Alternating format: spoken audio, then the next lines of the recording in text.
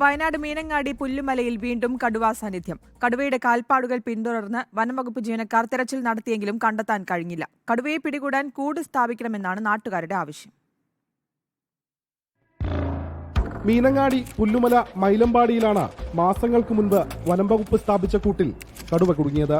ഇതിനു സമീപ പ്രദേശത്താണ് വീണ്ടും കടുവയുടെ സാന്നിധ്യം. കടുവയുടെ മുന്നിൽ നിന്ന് മൈലമ്പാടി സ്വദേശി മറ്റത്തിൽ എബിനും സഹോദരൻ സിജോയും തലമാരിഴയ്ക്കാണ് രക്ഷപ്പെട്ടത്.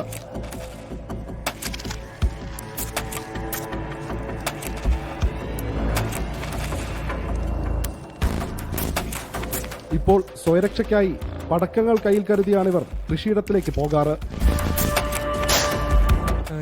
ഞാനും ചേട്ടനും കൂടെ ഈ വീടിൻ്റെ തൊട്ട് താഴെയാണ് ഞങ്ങൾ കണ്ടത്. അപ്പം ഞാനാണ് ഫ്രണ്ടിൽ കിടന്നത്. തൊട്ട് ഫ്രണ്ടിൽ തന്നെയാണ് കണ്ടത്. ഞങ്ങൾ കണ്ടിട്ട് പെട്ടെന്ന് വെച്ച് മാറിപ്പോയിരുന്നു. അവിടെ കിടക്കുമായിരുന്നു കടുവ. അപ്പോൾ വായും കൊണ്ടാണ് രക്ഷപ്പെട്ടത്. തൊട്ടടുത്താണ് കണ്ടത്. പുല്ലുമലയിലെ കാപ്പിത്തോട്ടത്തിൽ ജോലി ചെയ്തിരുന്ന തൊഴിലാളികളും കഴിഞ്ഞ ദിവസം കടുവയെ കണ്ടു. ക്ഷീരകർഷകർ ഏറെയുള്ള സമീപ പ്രദേശത്ത് വീണ്ടും കടുവയുടെ സാന്നിധ്യമുണ്ടായതോടെ ആശങ്കയിലാണ് പ്രദേശവാസികൾ. റിപ്പോർട്ടർ, വയനാട്.